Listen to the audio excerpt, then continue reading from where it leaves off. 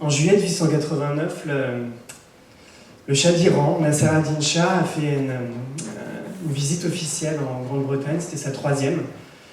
C'est quelqu'un qui était assez fasciné, passionné par l'Occident, par les progrès techniques, par les découvertes scientifiques. Et il s'est rendu donc pour la troisième fois en Grande-Bretagne en 1889, en juillet. Et le 8 juillet, il est allé au château de Brownlow à Ashridge, c'est dans le nord-ouest de Londres. Il était en compagnie notamment du petit-fils de la reine Victoria, Albert Victor. Et le Sheffield Evening Telegraph rapporte une petite anecdote amusante ce jour-là. On a fait une démonstration au Shah d'un phonographe, Edison.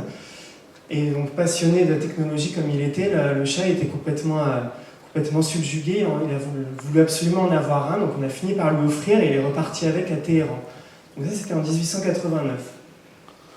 17 ans après, en 1906, son fils, donc qui lui a succédé sur le trône, Muzaffar ad-Din Shah, a reçu, le 26 janvier 1906, une délégation amenée par le vice-consul américain. Dans cette délégation, il y avait notamment le représentant de la Gramophone Company, qui est une entreprise dont je vais beaucoup parler ce soir, qui était accompagné par deux ingénieurs du son qui s'appellent Max et Franz Hampe, qui travaillaient aussi pour Gramophone Company.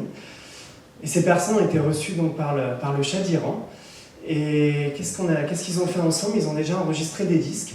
Donc le Shah a mis sa voix sur disque à ce moment-là. Et surtout, il y a eu un petit échange assez amusant. Le Shah, je crois, était peut-être atteint de la même maladie qu'un certain nombre de personnes dans cette pièce. Il avait l'air d'être un peu collectionneur. Et donc ce qu'il a fait, c'est qu'il a proposé qu'on lui offre un stock de 300 disques, un gramophone. Et il s'est fait promettre que chaque année, on lui fournirait un nouveau modèle de gramophone. Et en échange de ce cadeau, il a proposé de promulguer un édit. Alors attendez, hop, voilà, son fils. Un édit royal par lequel il s'engageait à faciliter les activités de Gramophone Compagnie dans la région. Donc leur faciliter l'accès au marché perse pour pouvoir vendre des disques, des gramophones. Donc on a une copie à droite de l'écran de ce fameux décret. Donc ça a ouvert la voie en fait aux activités de l'entreprise Gramophone Company dans la région. Et quelques mois après, il y a eu la première session d'enregistrement donc, au printemps 1906, fait par ces deux frères, les frères Hampe, dont j'ai parlé tout à l'heure. Alors ça a été fait de manière un petit peu, au niveau logistique, c'était un petit peu complexe.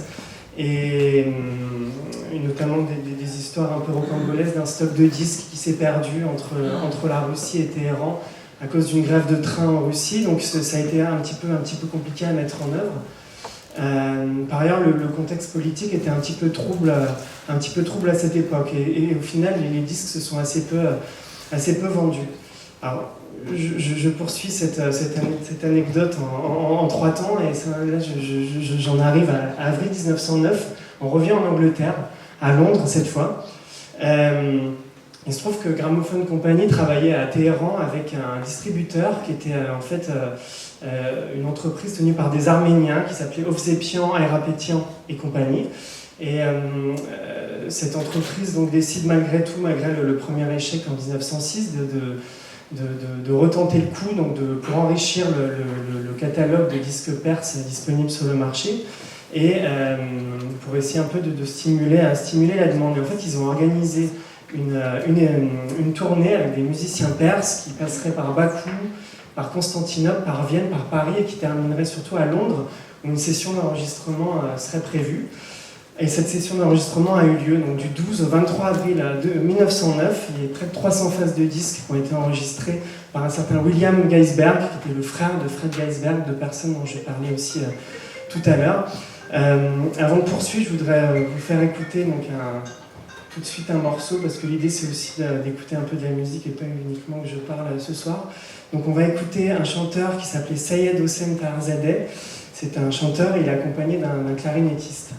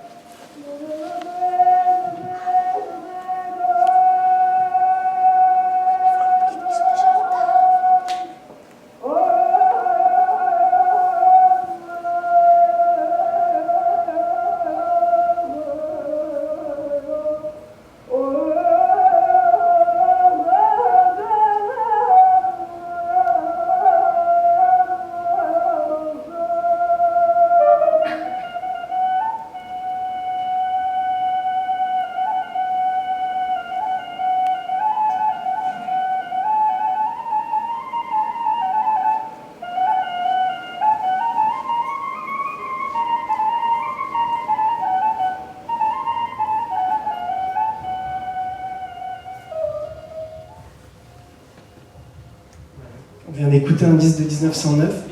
Je voulais peut-être faire une petite mise en garde. On va écouter des disques très anciens aujourd'hui, c'est ce qu'on appelle des disques acoustiques, qui ont été réalisés avant l'invention du microphone. Donc c'est un son qui est parfois, celui-ci était plutôt très correct, mais un son qui est parfois très lointain. Il y a du souffle, il y a un bruit de fond, donc c'est quelque chose auquel il faut s'habituer. Donc j'espère que ça vous dérangera pas trop. Donc c'était un disque de 1909, un disque perse enregistré à Londres. Ce qui m'a frappé dans ces anecdotes en 3 temps que je viens de vous rapporter, c'est que le thème du voyage est omniprésent. On a voyagé pour enregistrer des musiciens ont voyagé pour se faire enregistrer, un phonographe qui avait probablement traversé l'Atlantique et ensuite voyagé de Londres à Téhéran. En fait, quand Damien Poncet et donc Catherine m'ont parlé du thème de cette exposition, donc, qui est lié au voyage, à la musique de ce voyageur donc, en Afrique du Nord, au Moyen-Orient, au XIVe siècle, j'ai pas pu m'empêcher en fait de faire le lien avec tous ces récits, toutes ces anecdotes que j'avais pu voir liées au premier temps de l'enregistrement sonore, où justement les musiciens voyageaient beaucoup dans l'Empire ottoman, en Afrique du Nord, on voyageait, on parcourait des milliers de kilomètres pour aller enregistrer à Constantinople, au Caire, à Beyrouth, à Téhéran, à Alger. De la même manière, les ingénieurs du son de l'époque, j'ai parlé de Fred Geisberg, je vais y revenir, étaient des véritables globetrotters. Ils ont parcouru le monde, ils partaient de Londres, de Paris, de Berlin, et en train, à dos de chameau, par tous les moyens possibles, en bateau. Ils parcouraient des milliers de kilomètres en transportant avec eux beaucoup de matériel, et pour aller justement enregistrer ces musiciens. Peut-être une petite précision, donc Marc m'a brièvement présenté. Je tenais à vous dire que je ne suis pas ethnomusicologue, c'est quelque chose d'important. Je ne suis pas non plus historien, donc je suis collectionneur de disques, je m'intéresse beaucoup à l'histoire de l'enregistrement sonore, en particulier dans ces régions. Mais ce soir, je ne vais pas faire d'analyse musicale, je ne vais pas parler du statut social des musiciens, je ne vais pas parler de la transmission entre les musiciens, des choses qui sont des thèmes habituels de l'ethnomusicologie. Il y a un point par exemple qui m'intrigue beaucoup, c'est quelle a été la conséquence de l'apparition du disque pour des pièces qui étaient souvent très longues. Donc qu'est-ce qu'il a fallu faire, les réarranger pour qu'elles tiennent sur une phase de disque, un disque 78 tours, enfin, en fonction de sa taille, c'est quoi, 3 minutes, 4 minutes si on prend un disque de 30 cm. Mais voilà, il y a des enjeux extrêmement intéressants, mais que je ne vais pas évoquer. Je ne suis pas ethnomusicologue. Je vois Jean Lambert qui vient d'arriver, ça fait une transition parfaite.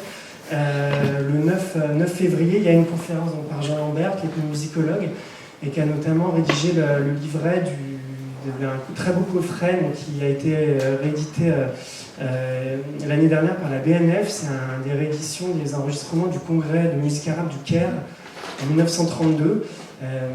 Donc le 9 février, M. Lambert fait une conférence à ce sujet, et donc il pourra peut-être justement plus aborder la dimension plus ethnomusicologique. Donc je ne vais pas aborder cet aspect. Moi, ce qui m'intéresse, et c'est un peu un de mes partis pris, on pourra en débattre peut-être à la fin, c'est un petit peu de réhabiliter le disque commercial comme un sujet d'étude. J'ai remarqué lors de lecture ou de conversation que quand on parle d'enregistrement de terrain avec des ethnomusicologues, on s'intéresse à de l'inédit, des choses qui ont été collectées sur le terrain. Et c'est vrai que les disques commerciaux ne sont pas forcément toujours bien considérés. Et je ne sais pas si c'est aussi un parti pris scientifique ou si on estime qu'il y a un biais, que c'est des disques commerciaux, donc le rapport entre le musicien et celui qui a enregistré était biaisé.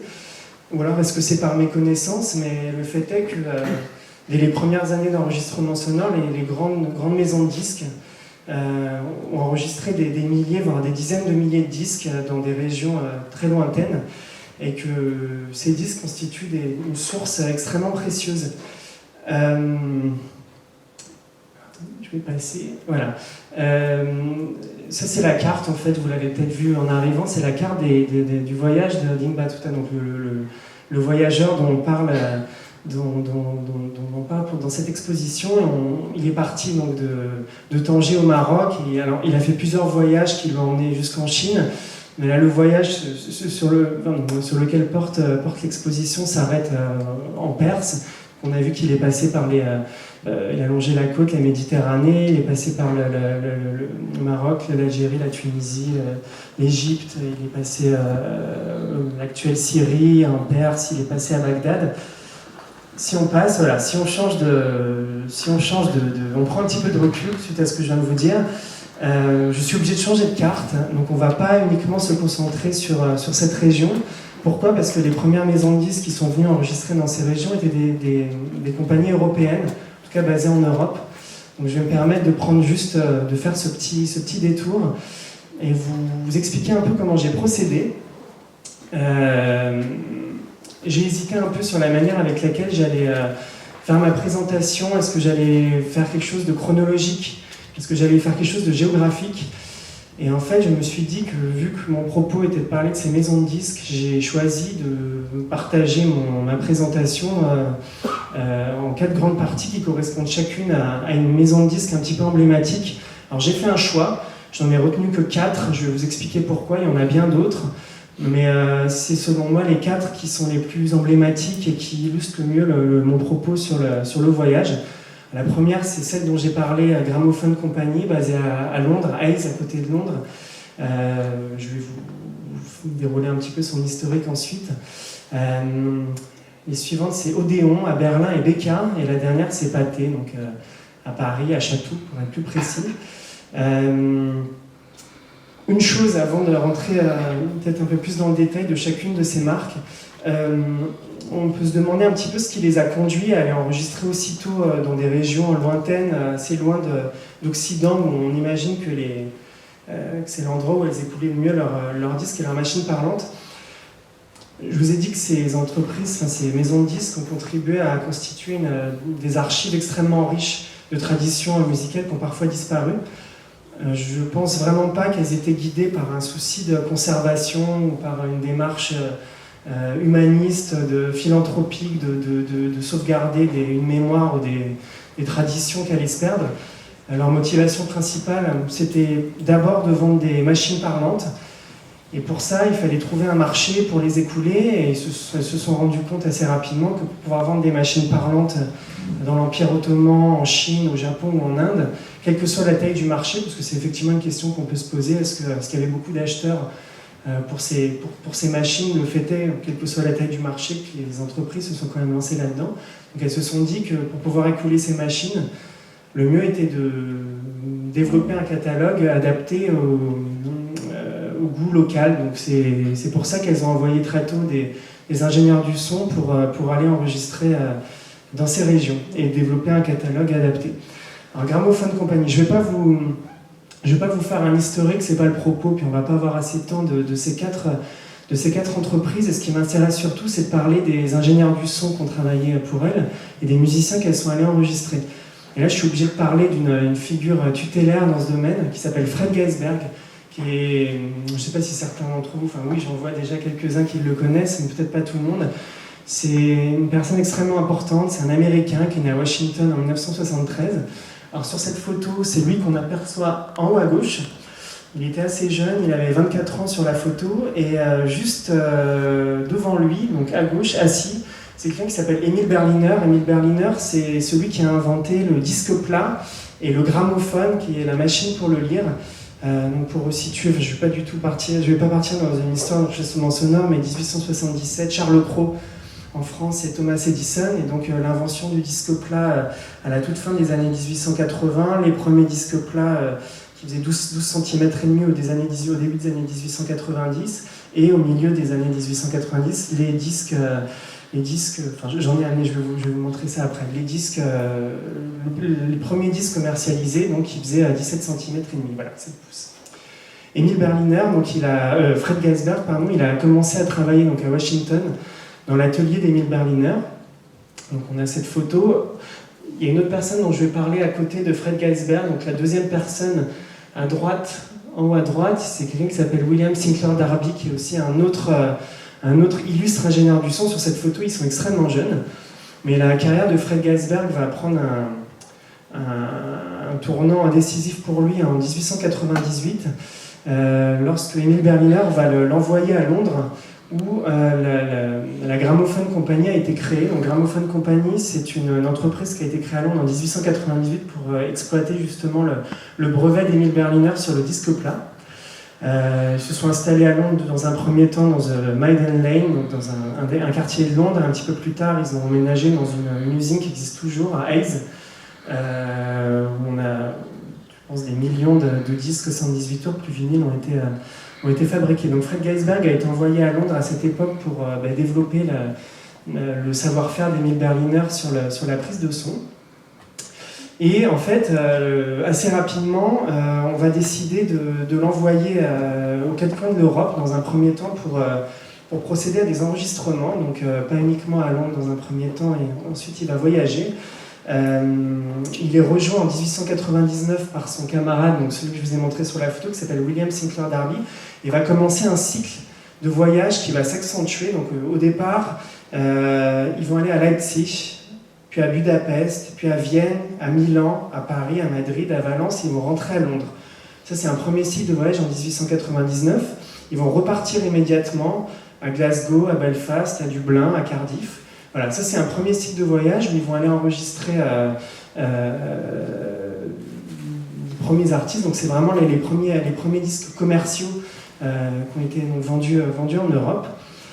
Donc sur la base de cette présentation, on voit des photos en haut à gauche à Leipzig, à droite à Vienne. Tout ça c'est issu d'un livre qui est... Alors Fred Geisberg a écrit ses mémoires dans les années 40 après sa retraite, mais tout ça a été repris et synthétisé dans une biographie qui est extrêmement intéressante que j'ai amenée, je pourrais vous la montrer à la fin.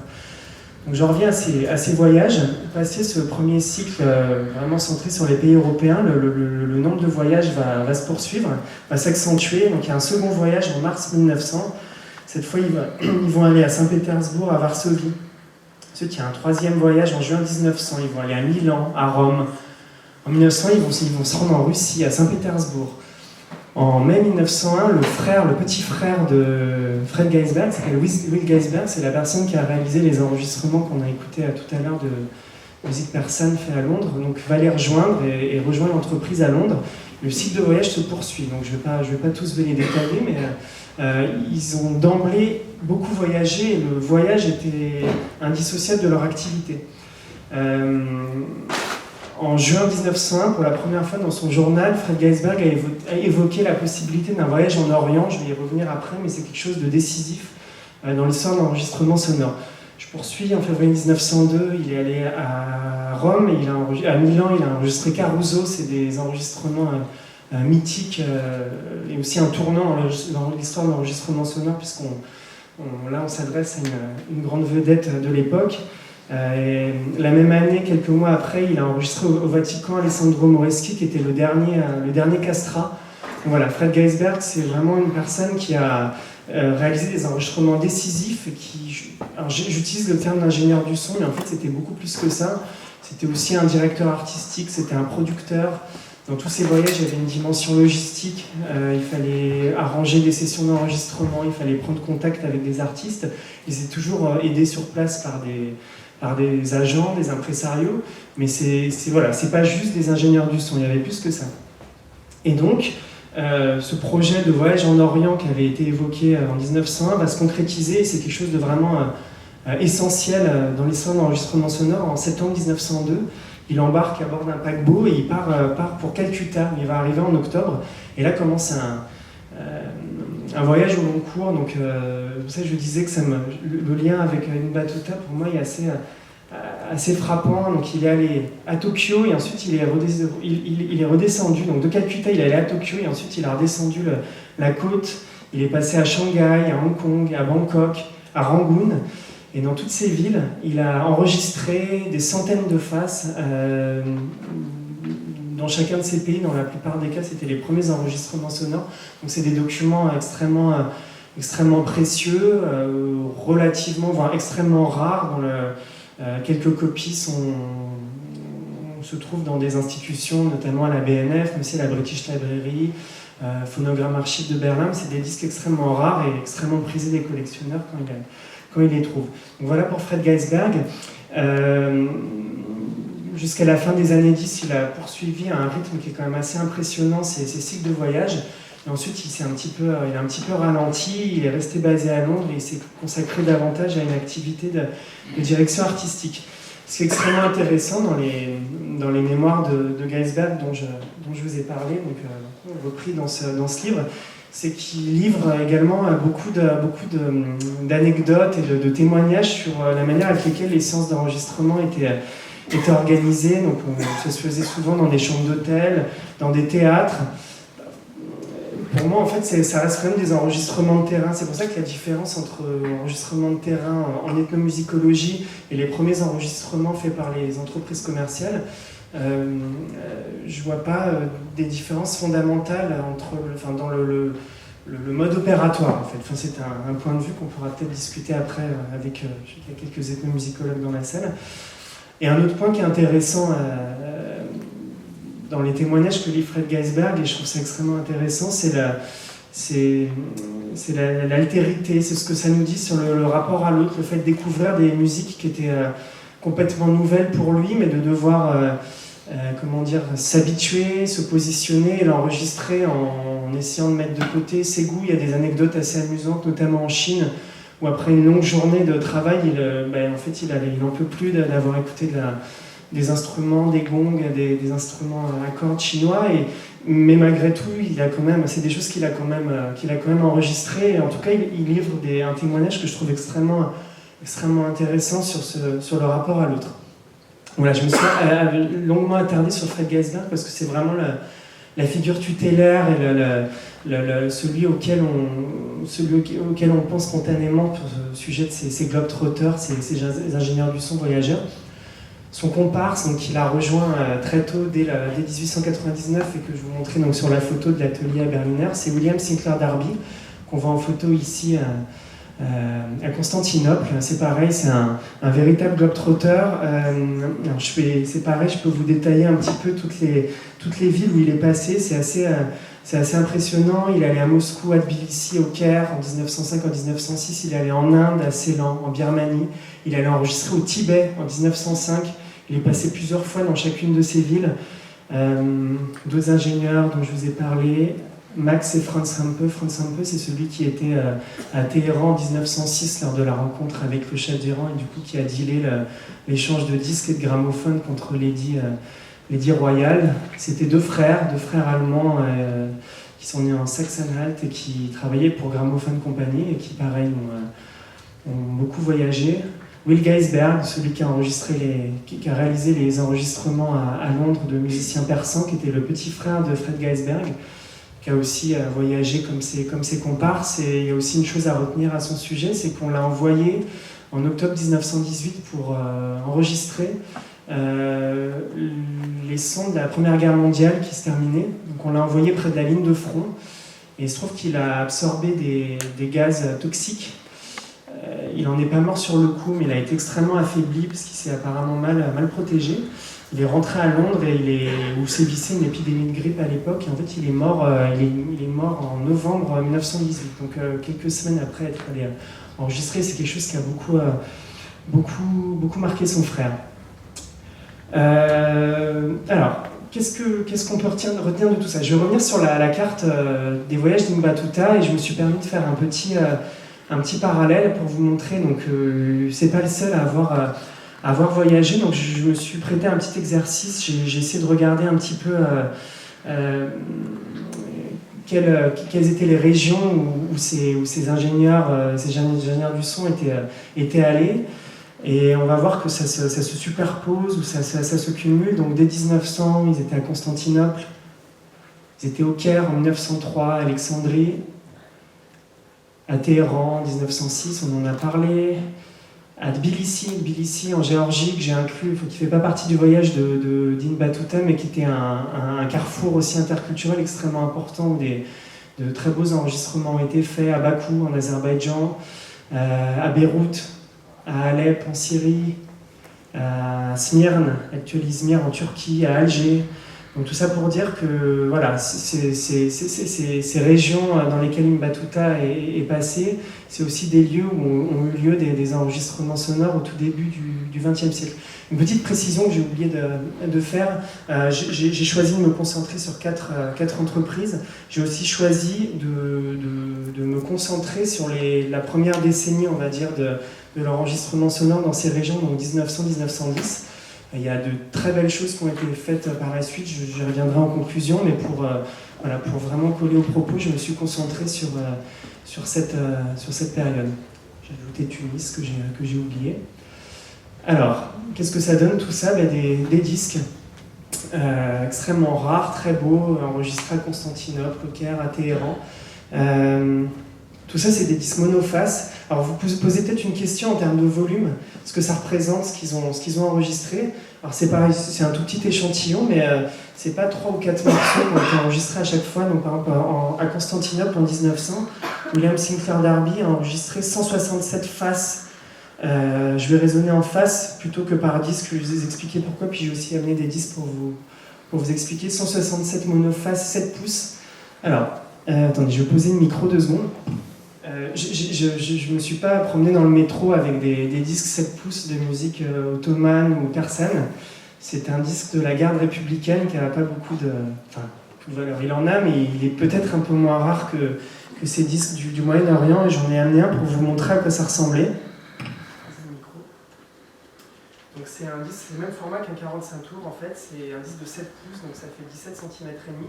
Surtout c'est un disque monoface. Donc voilà, il y a 167 faces, 167 disques comme ça qui ont été pressés à Constantinople en 1900. J'en ai amené un autre qui est un petit peu plus grand.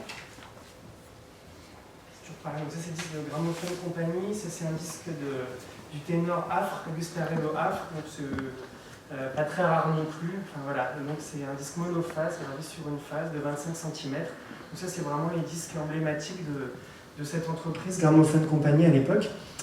Donc j'ai dit 167 monophases de 7 pouces comme ça en 1900, 109 faces en Égypte en 1903, 151 faces toujours en Égypte en 1904, 139 faces toujours en Égypte en 1904, 238 faces en 1905. C'est tout ça pour dire que on vous rend compte que le volume est quand même assez important et que alors ces disques sont rares, il y en a quelques-uns dans les institutions, je pense que la plupart malheureusement ont disparu ou alors surgissent occasionnellement dans des collections privées ou pourquoi pas dans un vide-grenier, une brocante, ce qui malheureusement m'est pas beaucoup arrivé, mais ça peut arriver. En tout cas, c'est des témoignages extrêmement précieux, extrêmement rares.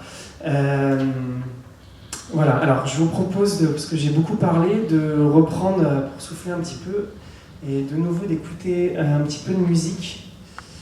Alors, l'enregistrement qu'on va écouter, c'est celui d'un violoniste, un très grand violoniste égyptien qui s'appelait Sami Al-Shawa, qui était un des grands maîtres du répertoire classique arabe, et donc c'est quelqu'un qui est né à Alep en 1887, qui a créé une grande école de musique au Caire en 1906, qui a une carrière extrêmement longue et qui a beaucoup enregistré comme soliste. Ce disque a été enregistré en 1909 au Caire par le fameux Fred Geisberg. Sami Al-Shawa, c'est aussi quelqu'un qui a beaucoup accompagné notamment Kalsoum dans la suite de sa carrière. Donc on va écouter ce disque tout de suite. Ah oui, une petite précision, c'est un disque qui est issu d'un coffret qui s'appelle Opica Pende, dont je vais vous parler à la fin, qui est sorti sur le label Dust to Digital, et il y a un coffret édité par un collectionneur qui s'appelle Jonathan Ward, qui m'a un petit peu aidé pour cette présentation, donc je le remercie à distance. Et donc ça c'est un des disques qui se trouve dans le coffret. Donc on va l'écouter tout de suite, c'est donc 1909.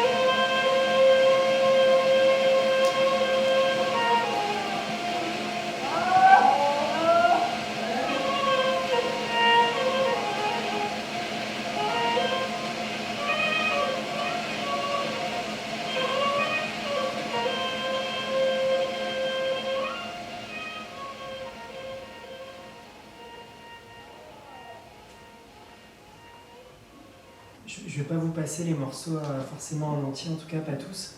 On verra à la fin s'il nous reste un petit peu de temps. Alors, je vais enchaîner tout de suite avec un autre morceau, toujours sorti chez Gramophone Compagnie. Alors, je ne sais pas si on voit bien l'étiquette. Cette étiquette en soi a une histoire qui a commencé ce matin et qui s'est terminée en milieu d'après-midi. Je vais vous expliquer. Je vous ai dit que je m'étais permis de faire un petit détour par le Caucase. J'ai parlé de Tbilissi en Géorgie.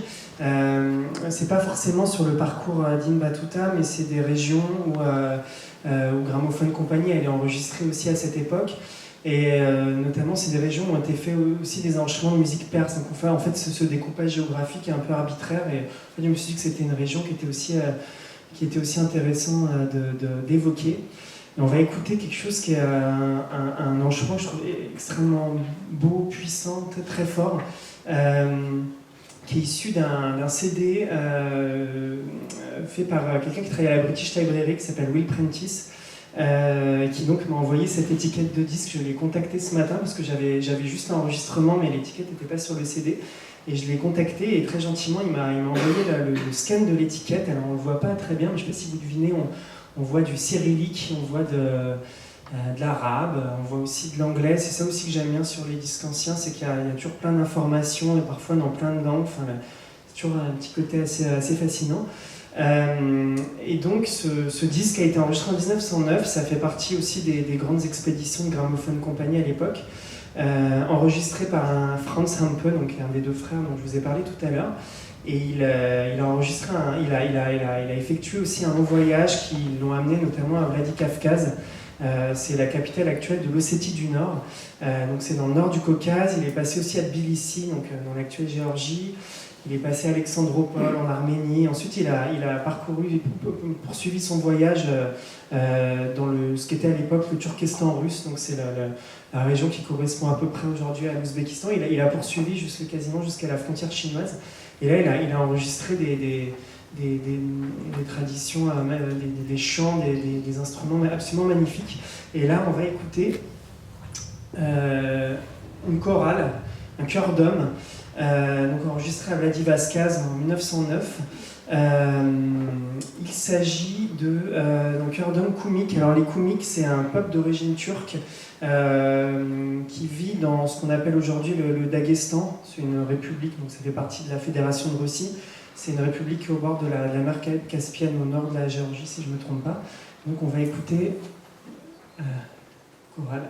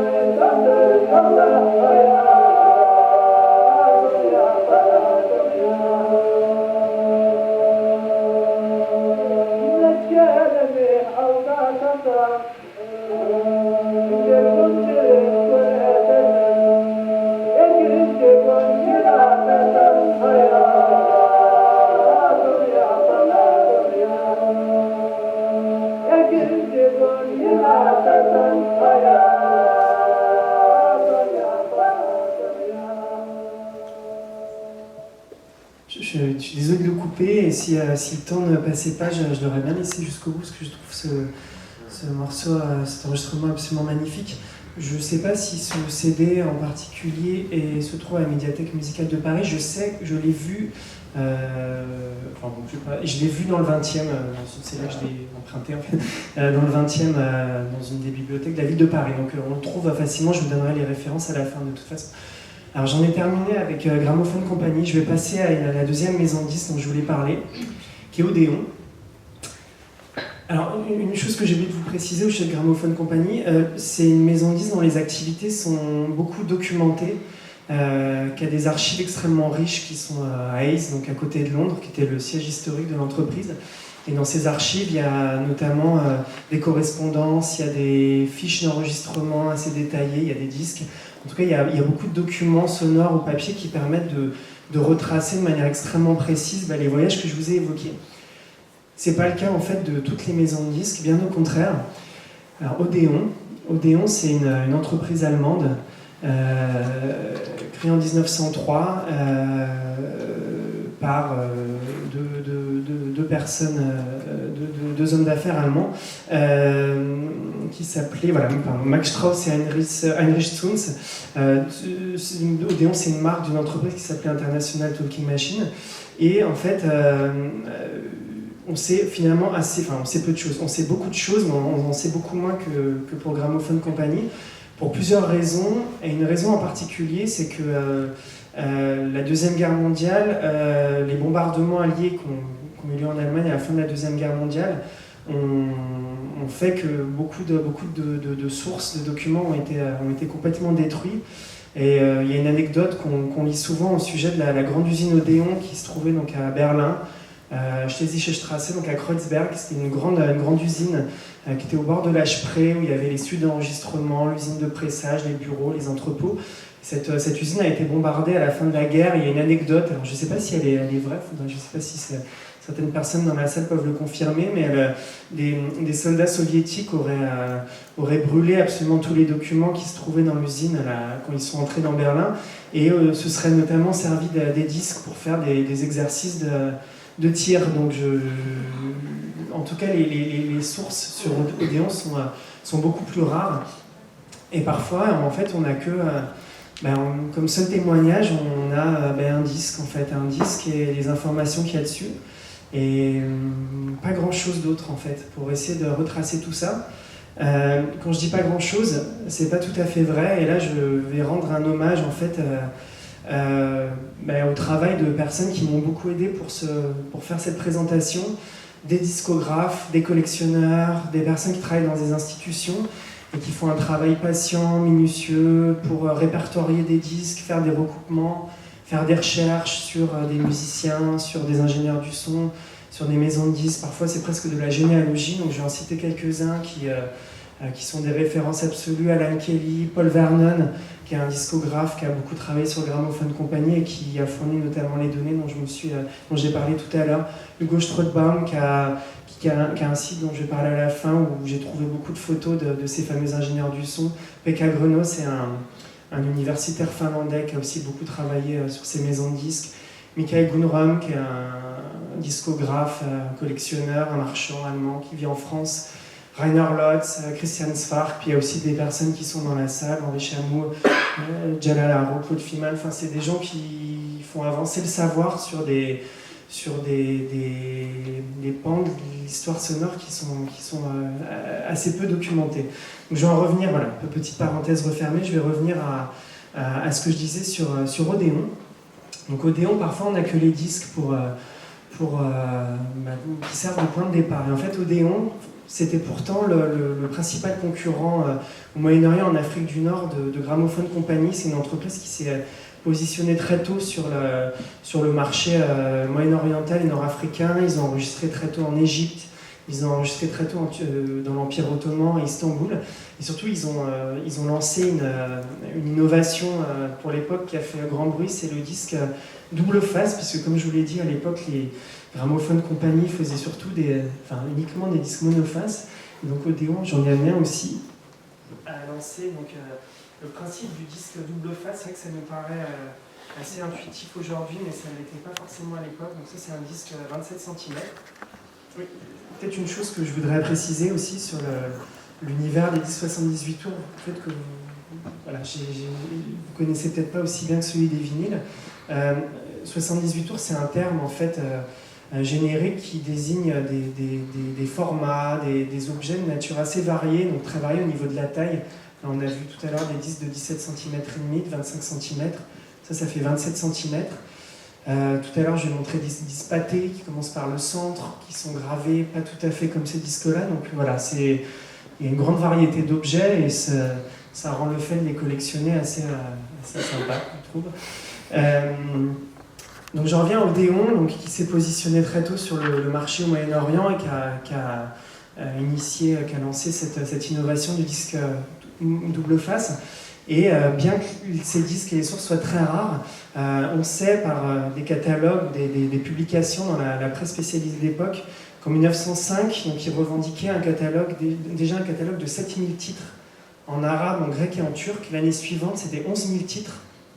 Alors je ne sais pas où ces disques, j'en ai quelques-uns, il y en a dans des institutions à la BNF, chez des collectionneurs privés, mais c'est quand même, en tout cas pour les premiers, là en haut à gauche on voit un disque algérien. Donc le disque algérien Odéon de cette époque, c'est des documents extrêmement rares, dont les exemplaires connus, c'est ça dans l'univers des 78 tours, parfois on raisonne en nombre d'exemplaires connus d'un disque, et par exemple ce disque en haut à gauche, dont l'étiquette et l'enregistrement qu'on va écouter après m'ont été transmis par un collectionneur algérien. A priori, on n'en connaît pas d'autres exemplaires. Donc c'est un disque extrêmement rare.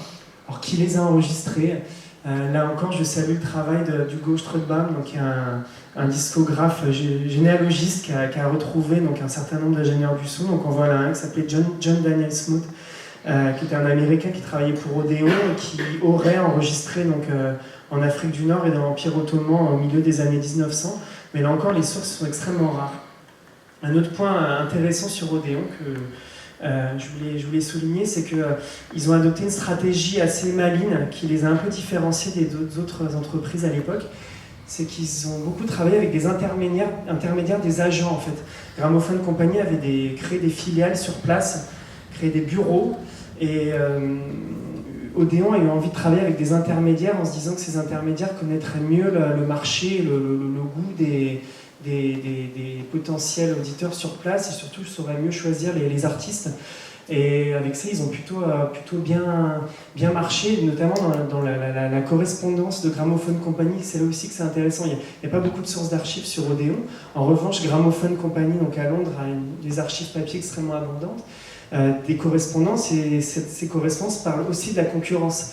Et il y a un certain nombre d'agents de Gramophone Company qui s'inquiètent à l'époque de l'apparition de disques double face ou du travail extrêmement efficace des agents, des intermédiaires sur place. Il y en a notamment qui sont connus, c'est les frères Blumenthal, qui étaient à Constantinople et au Caire et qui ont ensuite créé leur propre maison de disques, mais qui ont beaucoup travaillé pour Odéon au départ et qui ont contribué à faire l'intermédiaire avec un certain nombre de grands artistes.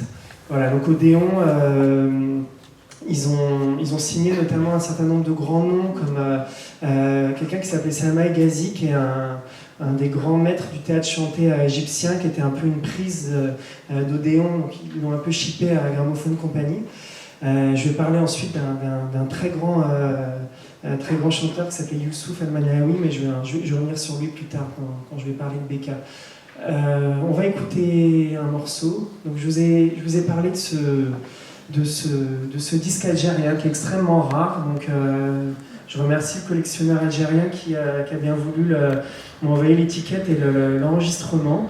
Alors c'est un artiste qui s'appelle Mohamed Ben Ali Sfinja. Sfinja, c'est un des grands maîtres de la musique arabo-andalouse. Il est né en 1844 à Alger et est mort en 1908, donc il a eu très peu de temps pour enregistrer, mais il a fait quelques disques, en particulier pour Odéon, qui sont extrêmement rares.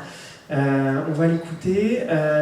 Une petite chose, un petit détail amusant, parce qu'il y a toujours plein de choses à regarder sur un disque. Donc il y a le nom de l'artiste. Vous voyez, il y a du français, il y a de l'anglais en bas, il y a de l'arabe, il y a de l'anglais. Il y a aussi un timbre, et sur ce timbre, il y a un nom. Il y a Odéon, nom de la marque, il y a un nom qui est Yafil.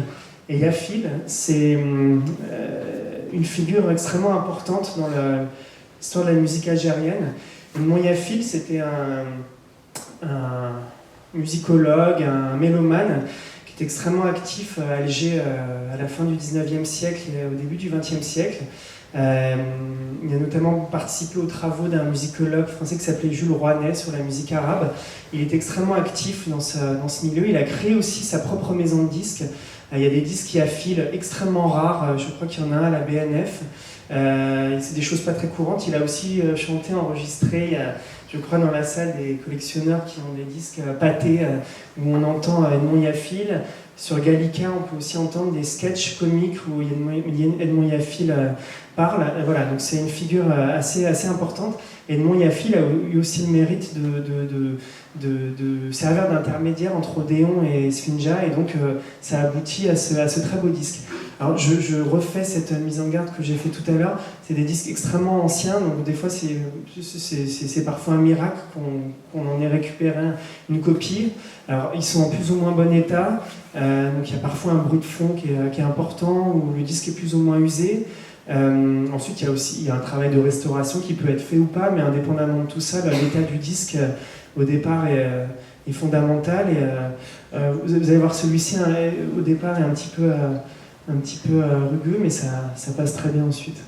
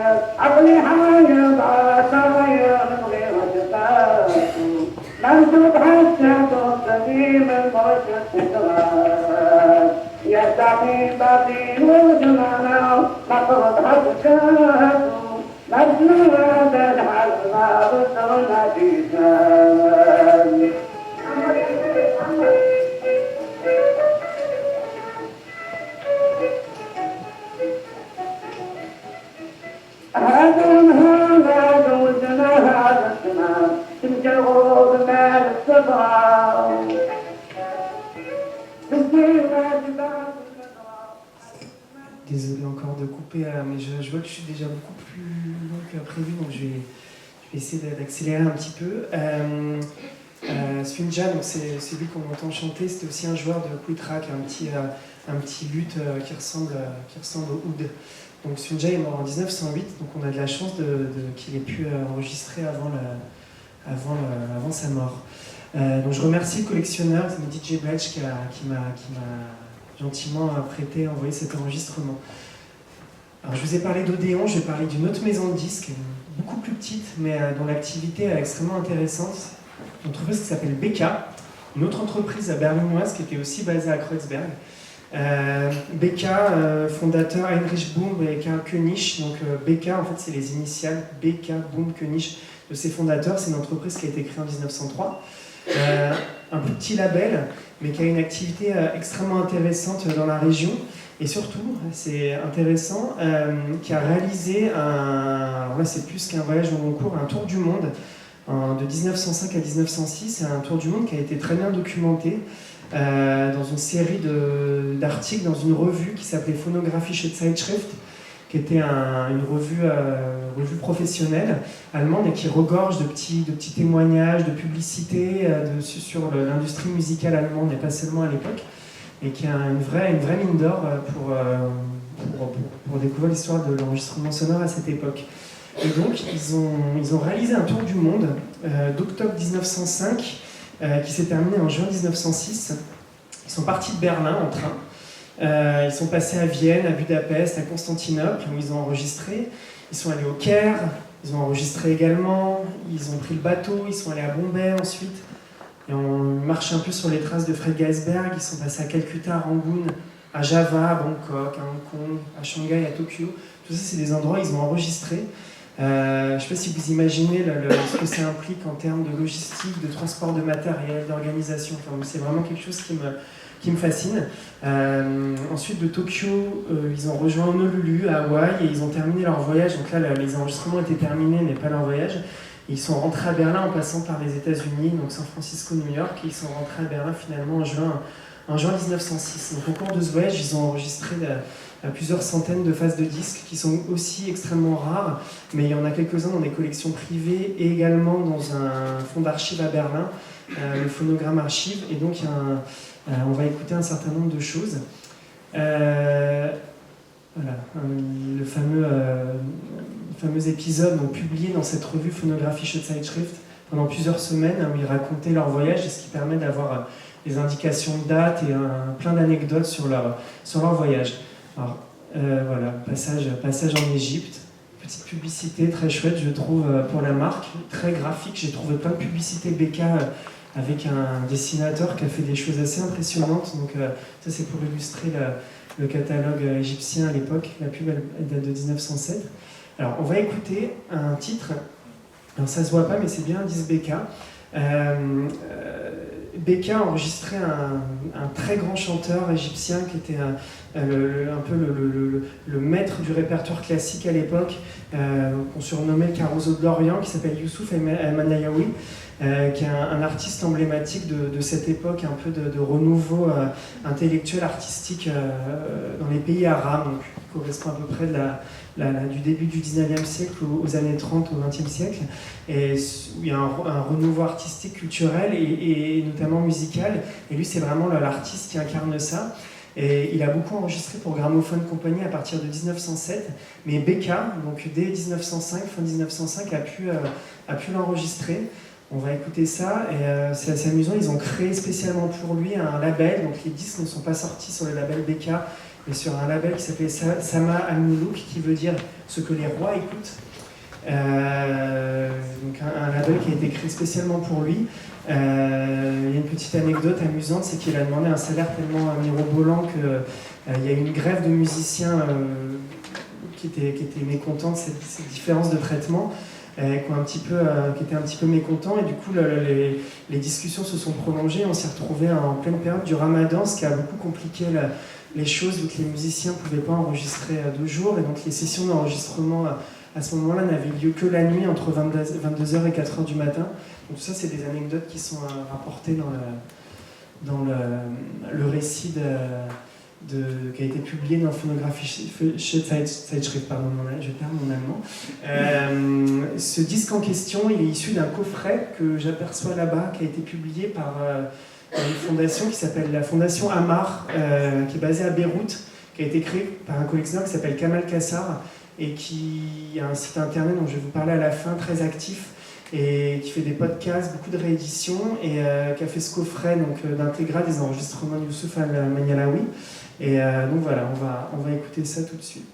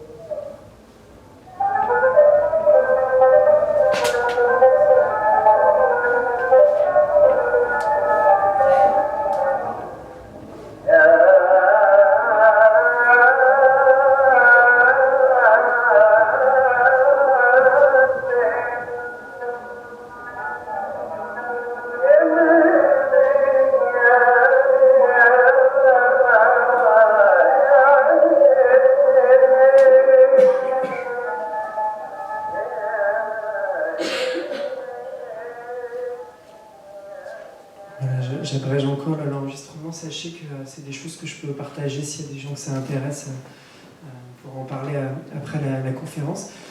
Un deuxième enregistrement, toujours réalisé au cours de ce voyage à Constantinople. Alors il n'y avait pas que de la musique et du chant qu'on a enregistré. Ça c'est un enregistrement assez amusant, c'est du théâtre. Ça vient d'un site dont je vais vous parler à la fin, dont le créateur se trouve dans la salle, qui s'appelle la Phonobase, qui est une base en ligne où il y a près de 10 000 enregistrements, donc principalement de la belle époque, très centré sur le répertoire français, mais on trouve aussi de très belles choses, des enregistrements de musique arabe, de musique ottomane, de musique chinoise. Donc il y a cet enregistrement assez amusant. Alors j'ai fait quelques recherches. Donc il s'agit d'un comédien turc qui s'appelait Meda Souri Efendi. Il y a des sources en turc, j'ai pas beaucoup creusé, mais juste pour vous montrer qu'il y avait aussi de la diction, des choses comme ça qui étaient enregistrées.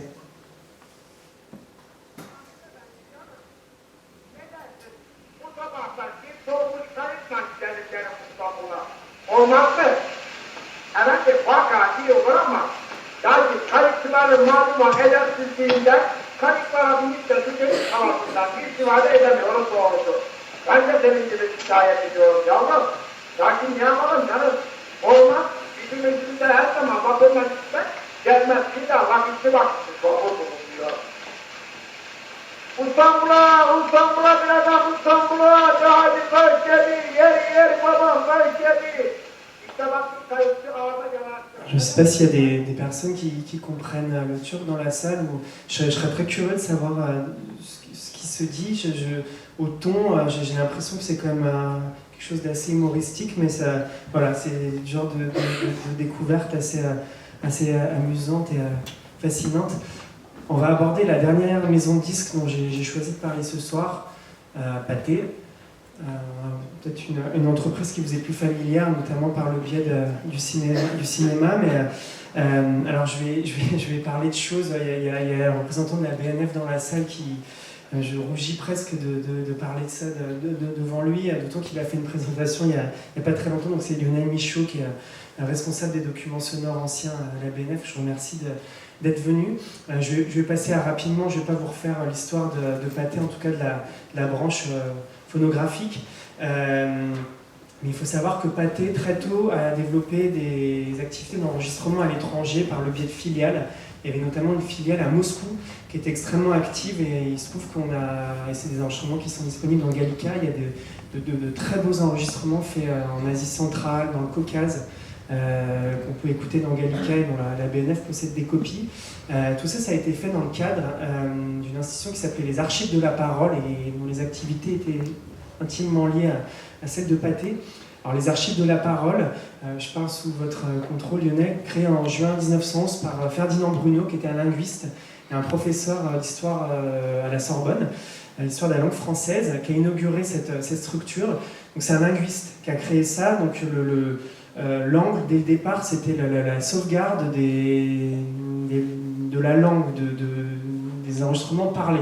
Donc a été mis en place un programme de sauvegarde où on enregistrait, ça avait lieu à la Sorbonne, des locuteurs de différentes langues. Donc il y a des choses extrêmement étonnantes dans Gallica. Moi j'adore l'Éthiopie, il y a un locuteur en amharique qui a enregistré plusieurs disques, ça a été fait à la Sorbonne.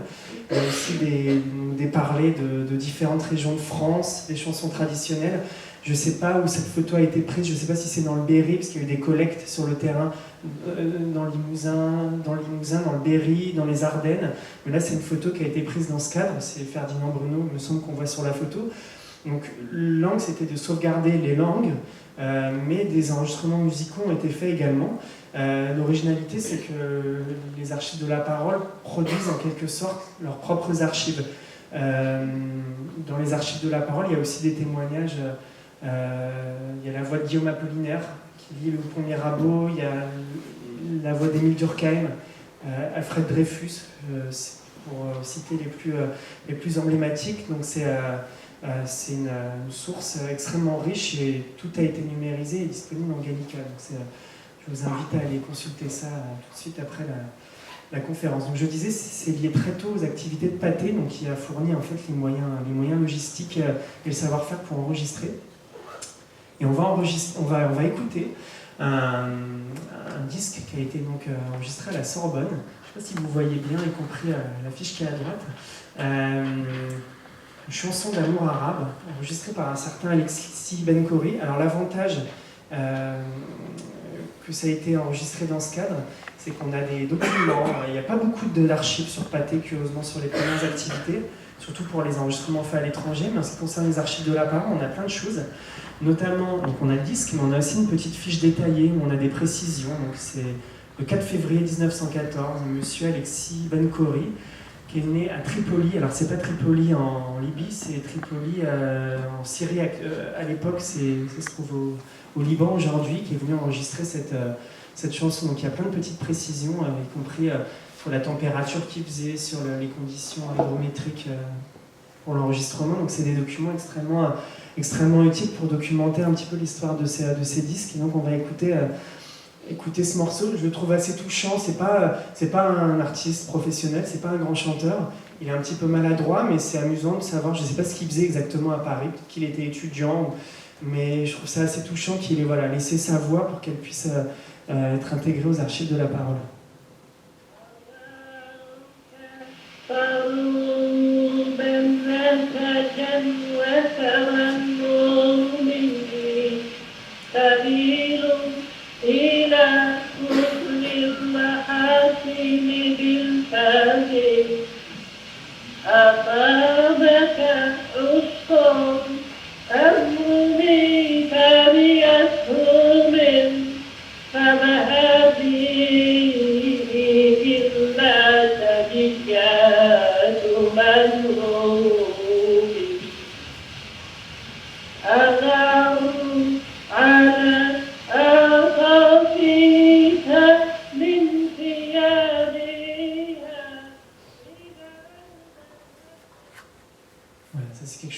Qui vient de Gallica, qu'on peut écouter dans Gallica.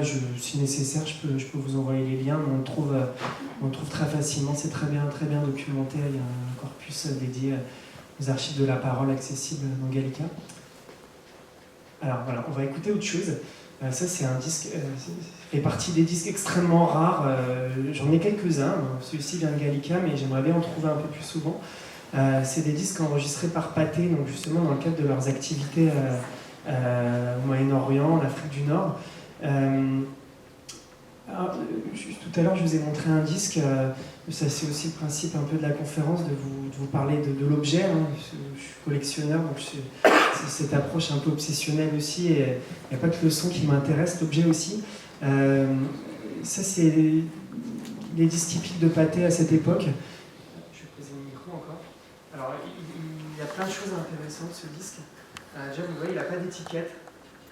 C'est gravé, tout est gravé directement dans la cire, le nom de l'interprète, le titre du morceau, le fait que ce soit un disque Pathé, numéro de catalogue, numéro de matrice. C'est une première spécificité par rapport au disque qu'on a vu tout à l'heure. C'est un disque qui commence par le centre, c'est du centre vers l'extérieur, et non de l'extérieur vers le centre comme les disques qu'on écoute traditionnellement sur une platine. Et il a plein d'autres spécificités. C'est un disque qui se lit non pas à 78 tours, mais à une vitesse, d'ailleurs c'est précisé sur la pochette, comprise entre 90 et 100 tours par minute. C'était à l'auditeur d'ajuster son phonographe à l'oreille un peu pour voir si la vitesse lui semblait correcte.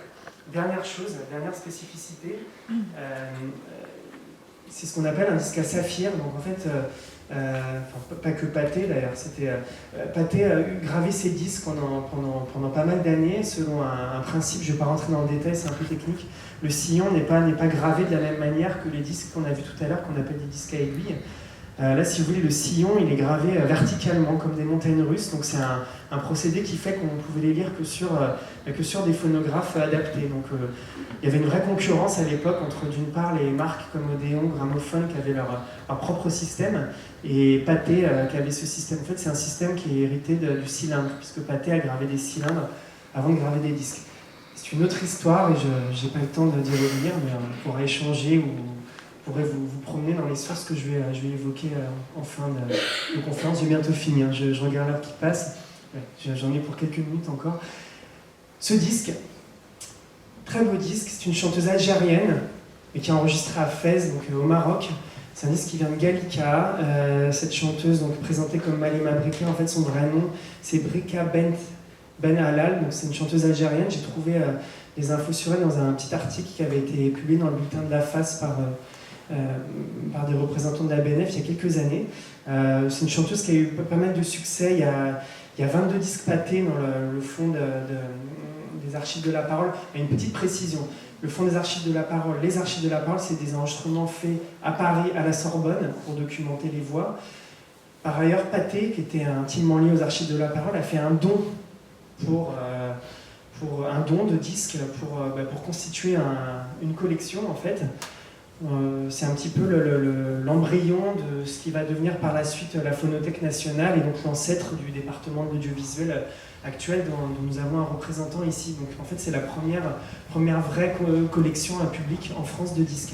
Donc Pathé a apporté, il me semble, dès les années 1910 des disques commerciaux qu'ils avaient pressés et celui-ci en fait partie. Donc on va l'écouter. Voilà.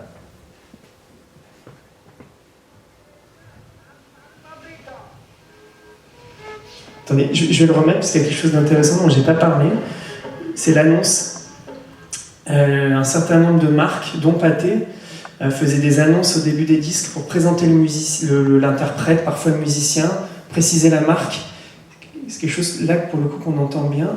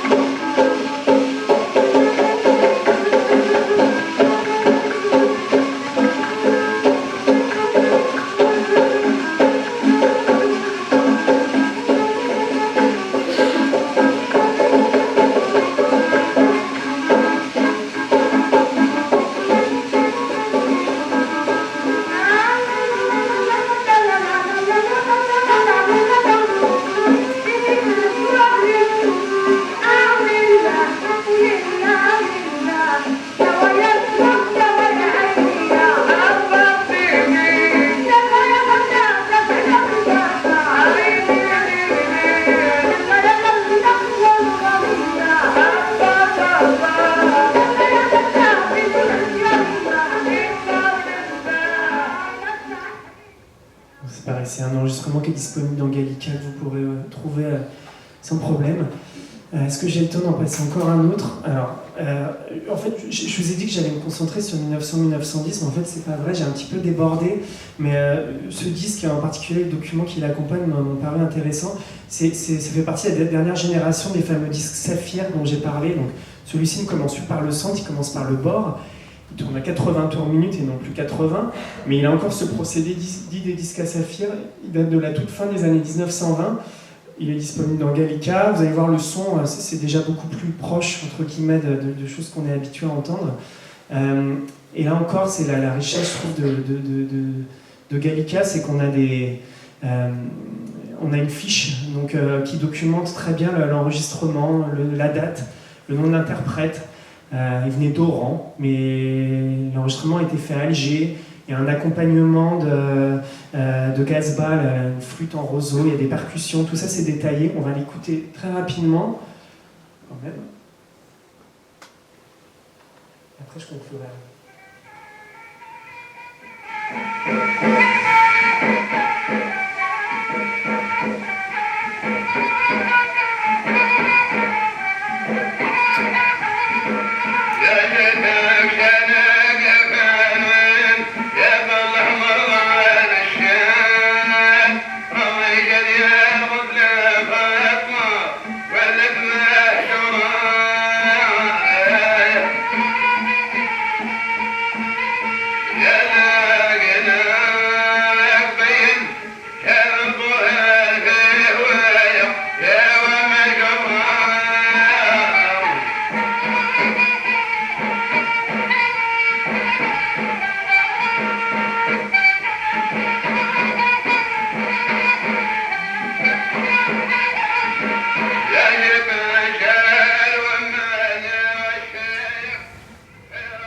C'était le dernier enregistrement que je voulais vous passer.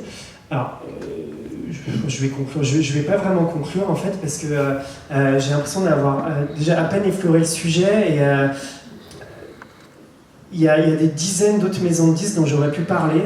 J'ai choisi de me concentrer sur ces quatre-là parce qu'elles me semblent extrêmement emblématiques et notamment du thème du voyage, de la musique et du voyage. Mais j'aurais pu parler de Columbia notamment, dont les activités se sont très fortement développées dans ces régions un petit peu plus tard, je dirais à partir des années 1920, qu'on réalisé des enregistrements exceptionnels. Parlophone, qui est une marque allemande.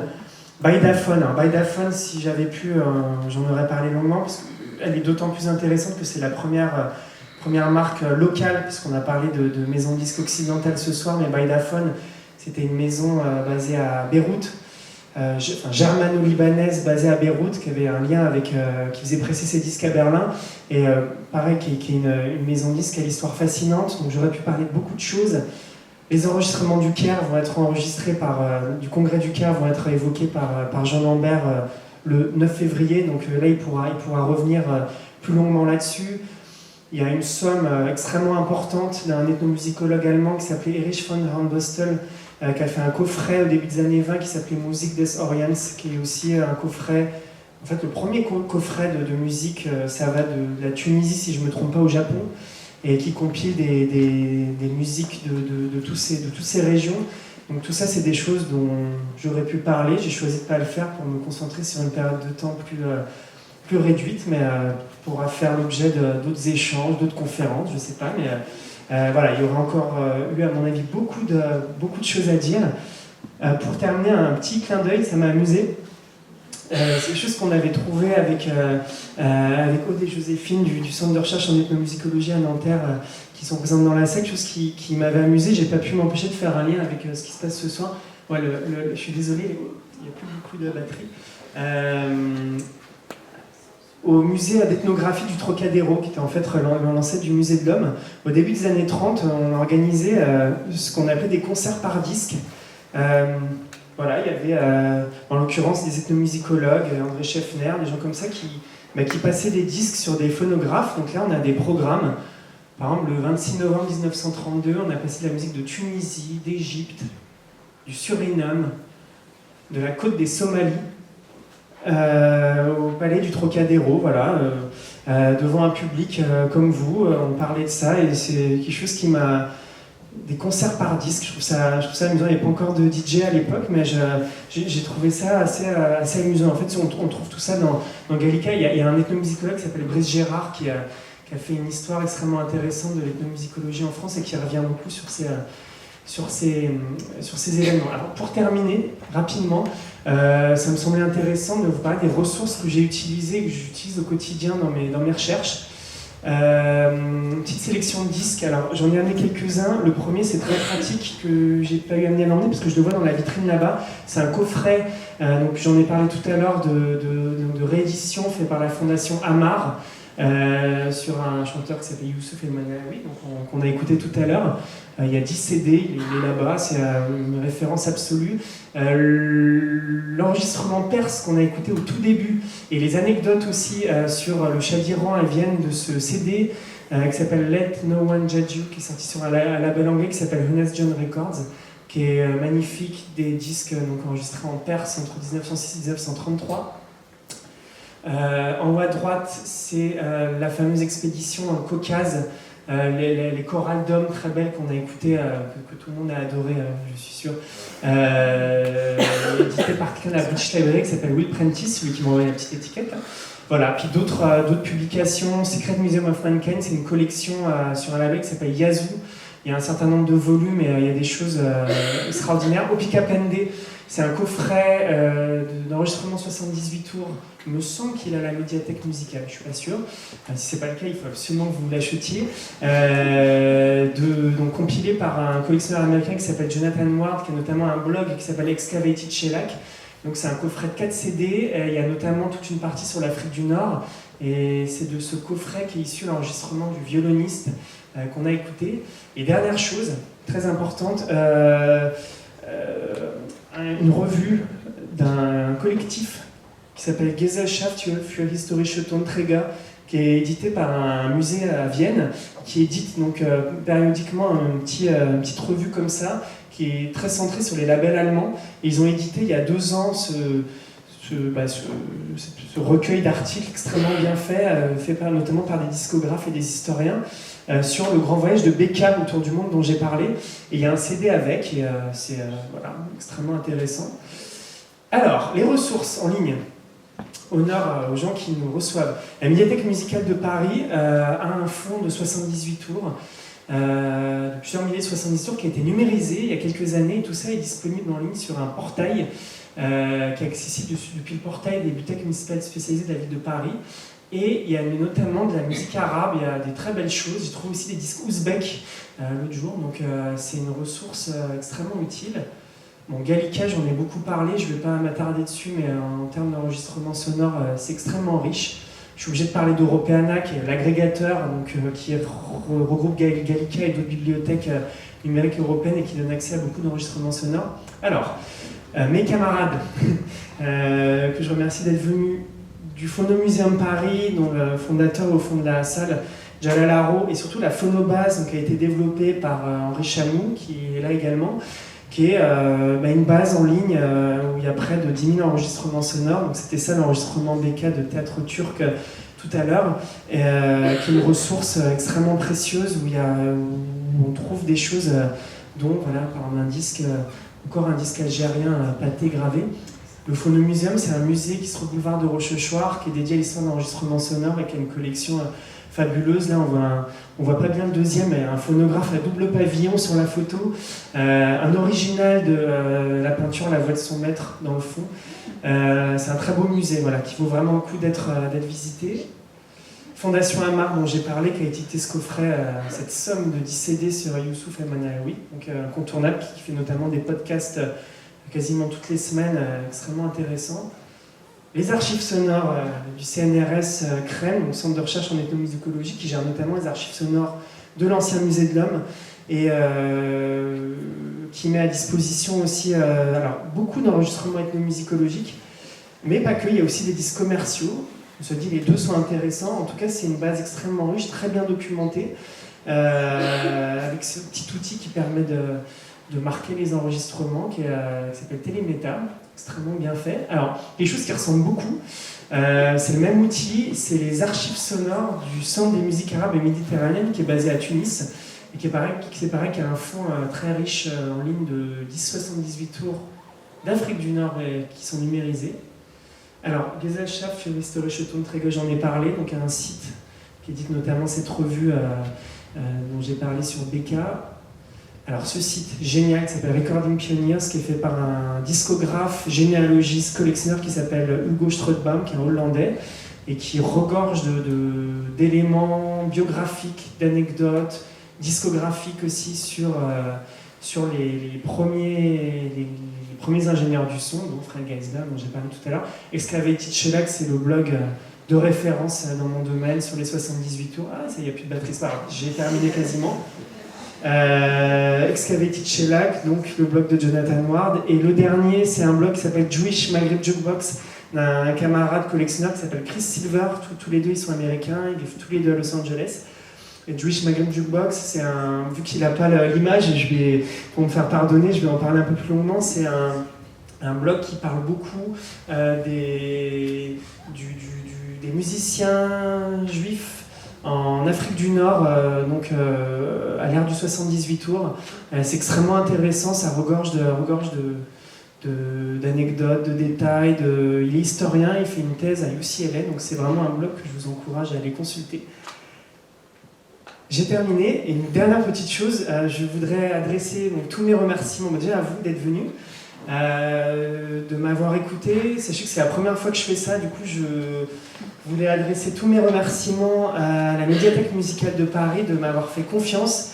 Je voudrais remercier en particulier ceux qui cachaient derrière la lampe, Damien Poncet qui m'a proposé de faire cette conférence, qui par son enthousiasme et ses encouragements m'a poussé à le faire. Pas que j'allais reculant, mais j'avais un peu de trac, donc je le remercie. Puis je remercie aussi tous ceux qui ont contribué à la présentation en m'envoyant des étiquettes de disques, des enregistrements, donc Mehdi Djebadj en Algérie, Jonathan Ward à Los Angeles, Will Prentice à Londres, j'espère que j'en oublie, Hugo Strootbaum en Hollande, j'espère que j'en oublie pas. Voilà, merci à tous. Et je ne sais pas si on a encore le temps pour des questions. J'espère que ça vous a plu, que c'était pas trop long et suffisamment vivant. Et voilà, merci.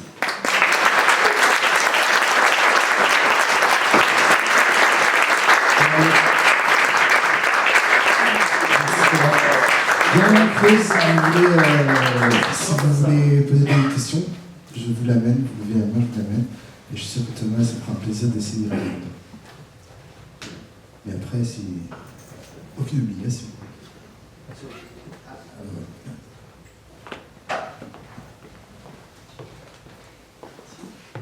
Bonsoir. J'ai une petite question. Je voulais savoir si on sait à peu près si tous les enregistrements avaient du succès, par exemple à Paris, à Berlin, tout ça, là où étaient les maisons de disques. Et si voilà, c'était un engouement un peu populaire ou si c'était un truc très, très spécialisé. Alors, j'ai pas trop détaillé le process. Les disques étaient enregistrés sur place, donc au Caire, à Constantinople, à Téhéran, par des maisons de disques occidentales.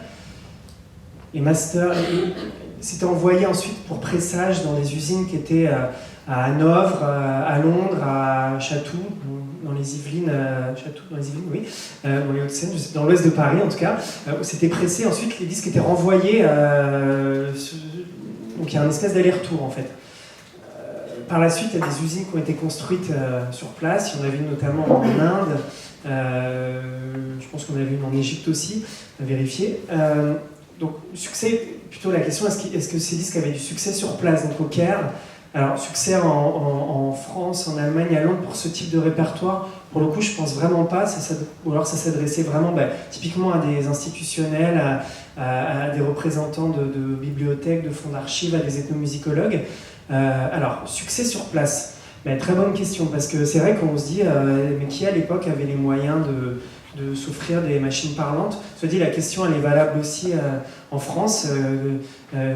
Henri Chamou, dans la salle, qui a publié une thèse assez récemment, parle de ça. Est-ce que finalement il y avait. Le commun, c'est de dire que très peu de gens pouvaient s'offrir des phonographes. Dis-moi si je me trompe. Très peu de gens pouvaient s'offrir des phonographes et finalement ça s'adressait à un public très restreint. Et en fait, Henri montre que c'est finalement pas tant le cas que ça, et que l'audience a été plus large que ce qu'on a imaginé ou que ce qu'on a souvent raconté. Ça, c'est plutôt pour l'Europe, l'Occident, les États-Unis.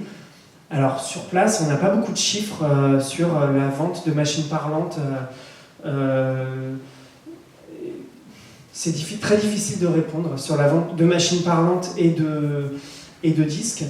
C'est sûr que ce n'était pas forcément des disques qu'on écoutait à la maison, notamment en Afrique du Nord, dans les pays arabes, le café Maure, comme il y avait à Alger, à Tunis, c'est quelque chose de très important. On écoutait de la musique, on voit souvent des photos, vieilles cartes postales de café à Alger, où il y a un gramophone ou un phonographe qui est posé, on écoute de la musique, donc c'était pas forcément un usage domestique. Après, est-ce que c'est des grands succès commerciaux? C'est quand même pas des tirages extrêmement importants. Donc je crois pas que je pense pas que ça a été des grands succès commerciaux. Mais il faut poursuivre le travail. Il y a des maisons de disques pour lesquelles c'est assez documenté. Gramophone Compagnie, on a des chiffres précis. Pour d'autres, les archives ont été balancées pour Pathé, en tout cas pour les premières années de l'activité. Enfin, je parle sous le contrôle des spécialistes. On a très très peu d'archives. Ça paraît fou parce que Pathé, c'est une entreprise connue. Sur la partie disque, il y a très peu d'archives qui ont été conservées pour les premières années. Alors, je ne parle même pas de l'activité de Pathé en Chine, en Inde. Pathé a fait des disques en Inde. Et en fait, on n'a que les disques, on n'a rien d'autre. Pour la Chine, Pathé en Chine, il y a des catalogues, il y a des disques, mais ils sont rares, très rares. Il y en a à la BNF, chez quelques collectionneurs privés. Mais en fait, on a très peu de sources. Donc c'est très dur de dire, pour répondre à votre question, parce que je ne vous connais pas, je ne vous ai jamais vu.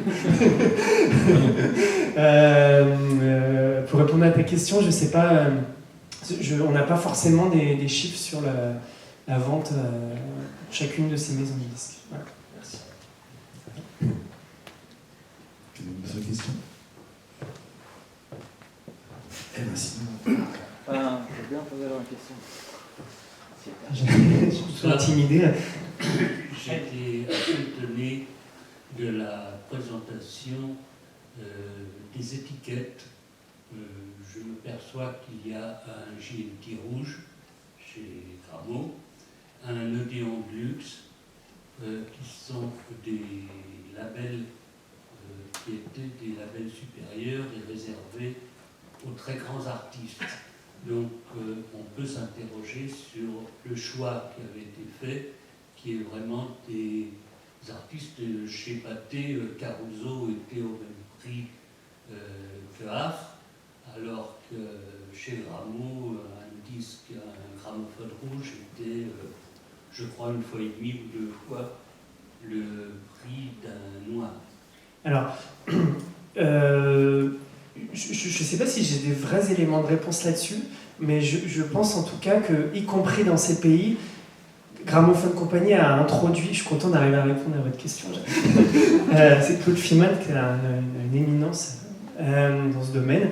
Je pense que Gramophone Compagnie a aussi introduit une logique de gamme avec, et probablement donc, des différences de prix, avec des artistes plus prestigieux, mais ça faudrait le faire confirmer par un spécialiste, pour le coup j'en suis pas sûr, mais je pense qu'il y avait aussi, et puisque en tout cas en Occident la couleur de l'étiquette reflétait voilà, un répertoire plus dit, considéré comme plus prestigieux, les disques valaient plus cher, je pense que c'est une logique qui a été aussi avec des artistes triés, choisis, un peu une gamme de luxe. Je pense que c'est quelque chose qui a été introduit aussi dans ces répertoires, et c'est le cas effectivement. Alors c'était pas un GNT, c'est un pré-dog où on arrive dans des discussions de geeks de la discographie, mais c'est pas un GNT, mais c'est effectivement une étiquette rouge.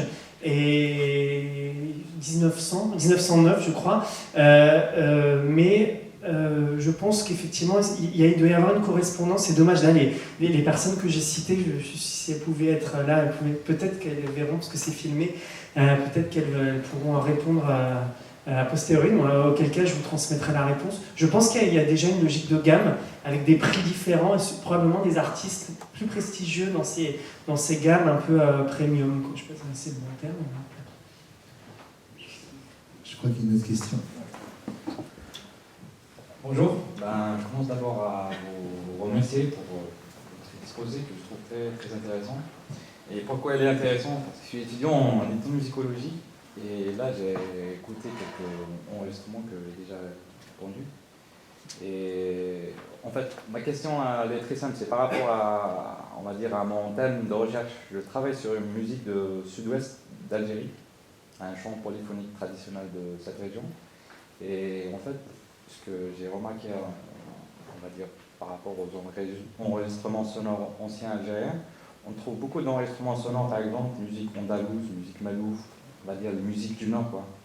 Mais sinon, pour les musiques du Sud, si je reviens à mon thème de recherche, l'Ahlil, qui s'appelle l'Ahlil du Gourara, le premier enregistrement, il remonte à 1976, au début des années 70. Alors, en fait, par Pierre Roger, je ne sais pas si vous connaissez. Alors,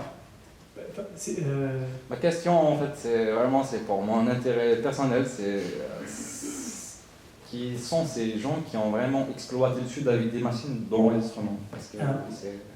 Alors, merci. Et en fait j'ai l'illustration et de ce que j'ai dit tout à l'heure. Il y a eu dans ces répertoires, ces maisons de disques, elles ont enregistré des musiciens qui venaient des quatre coins de ces régions. Et c'est pour ça que ces disques commerciaux, question, je ne vous ai pas demandé de la poser, mais c'est parfait. Ces disques commerciaux, c'est une source extrêmement précieuse, y compris pour des ethnomusicologues. Parce qu'en fait, quand on creuse un petit peu, il y a des enregistrements. Alors, moi, j'ai des exemples plus anciens, enregistrés dans le sud de l'Algérie. Bon, là, on reste dans le registre de l'ethnomusicologie, mais c'est des choses qui sont consultables à Nanterre, au centre de recherche en ethnomusicologie. C'est les enregistrements faits dans les populations touareg du sud de l'Algérie. Donc, c'est le Hogar, c'est la mission Henri Lotte. Et ça, c'est 1946. Et notamment une berceuse touareg qui a un truc absolument incroyable. Mais donc ça reste du registre de l'ethnomusicologie, même si c'est sorti commercialement dans une maison de disques qui s'appelle la Boîte à Musique, BAM. Mais même bien avant ça, si on prend ces disques sortis chez Gramophone Compagnie, chez Pathé, il y a déjà, il faudrait creuser, mais il y a déjà, en tout cas dans le fond de Don Pathé aux archives de la parole, si on creuse un petit peu, je suis convaincu qu'il y a aussi des musiques bédouines, des musiques berbères. Il n'y a pas que de la musique arabo-andalouse, il n'y a pas que ça, vraiment. Il faut creuser, et d'ailleurs, on n'a pas tout découvert. C'est ça qui est fascinant, magique. Je ne sais pas si mes camarades collectionneurs confirment, mais vraiment, ces disques commerciaux, c'est une ressource extrêmement riche, y compris pour des ethnomusicologues, et ce qui rend aussi l'activité de collection excitante, c'est qu'ils n'ont pas tous été trouvés encore. On peut encore trouver des disques qui nous sont inconnus, et donc peut-être des disques qui peuvent vous intéresser. Là, je fais des raccourcis, en fait, peut-être que maintenant, il n'y en a pas du tout, vous allez être déçus, mais quand même, je pense qu'il faut creuser, et je suis convaincu qu'il y en a, et en tout cas beaucoup plus anciens que les années 70, ça c'est sûr, c'est sûr. Bonsoir. La question, c'est est-ce que les contraintes techniques de l'époque ont influencé sur la durée ou sur ce qui a été enregistré des musiques d'Afrique du Nord, par exemple? Parce qu'il y a des chansons qui pouvaient être très très très très longues. Et donc voilà, moi ce serait un petit peu. Voilà.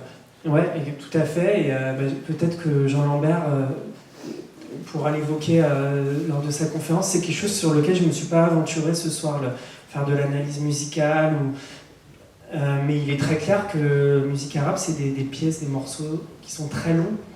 Et pour tenir sur une phase de disque, on a dû couper, arranger. Donc il y a forcément eu une implication. Je ne sais pas si vous voulez répondre ensuite. Forcément, on s'est adapté. Cela dit, c'était la même chose quand on enregistrait une symphonie en Occident. On a dû s'arranger, on a dû couper. Il y avait d'autres contraintes parce qu'il y avait des instruments qui passaient pas bien, donc on ne pouvait pas enregistrer. Donc on s'est un peu arrangé. On a remplacé certains instruments à cordes par des instruments à vent. Donc très probablement, c'est des arrangements qui ont eu lieu également pour ce type d'enregistrement, très clairement, parce que enregistrer avec un phonographe, donc je dis, c'est des enregistrements acoustiques qu'on a écoutés à partir de 1925, invention du microphone, et ensuite le développement de ce qu'on appelle l'enregistrement électrique, avec une qualité autrement meilleure, mais avant c'est l'enregistrement acoustique, donc l'artiste chantait dans l'espèce un cornet, quoi. Donc il fallait bien se positionner, il fallait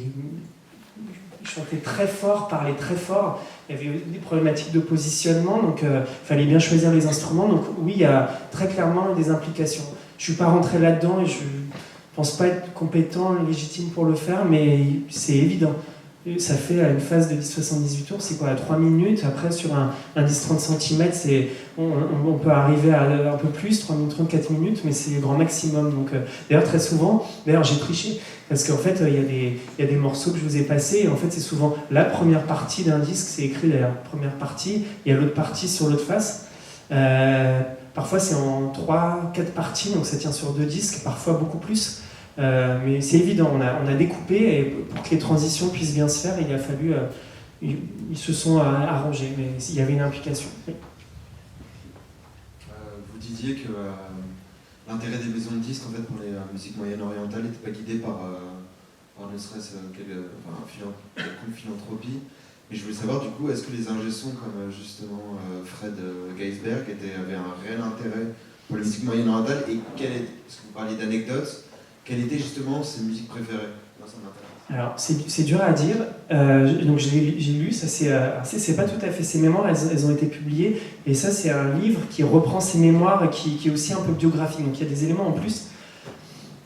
C'est dur à dire, il prend pas forcément position. Ça a l'air difficile pour lui, notamment, c'est ce que je disais tout à l'heure, quand il arrive en Chine, c'est difficile et il a parfois des jugements qui sont assez critiques. Mais en clair, il dit, j'ai entendu, je sais pas, là, on m'a amené des artistes, je ne sais pas qui c'est, j'ai entendu la même chose toute la journée, je suis pas capable de me faire, on sent que ça l'agace et il n'arrive pas à se faire son propre avis. Il me semble qu'il avait... Faudrait, j'ai peur de dire des bêtises, je pense qu'il a eu plus d'acquaintance avec les musiques dites orientales, du Moyen-Orient que l'Extrême-Orient. Le choc culturel, c'est vraiment en Extrême-Orient. Il me semble que c'est ce que j'ai retenu de ces lectures, il faudrait le faire confirmer par des vrais spécialistes de Fred Geisberg. Mais c'est dur à dire, je ne sais pas si forcément ça lui a... Je pense qu'il y a forcément trouvé un intérêt, mais c'est dit, en plus c'est une époque particulière, c'est aussi l'époque des colonies, donc il y a des choses qui... lu avec notre regard, lui il est très soft, mais lu avec notre regard, il y a des photos où c'est quand même l'époque coloniale. C'est difficile à dire en termes de jugement, mais je pense que... c'est une question que je me pose aussi en fait. Mais je pense qu'il y a quand même... voilà, il s'est passé quelque chose en termes de découverte. C'est riche ce qu'il a vécu, d'aller découvrir des musiques que très très peu de gens avaient écoutées, de prendre le temps de les enregistrer, de les comprendre. Parce que voilà, c'était pas juste un ingénieur du son, et il y avait cette patte, c'était aussi de la direction artistique, il fallait essayer de choisir les artistes. Donc je pense qu'il y a mis du sien. Voilà. Après, c'est dur à dire, j'ai pas vraiment la réponse.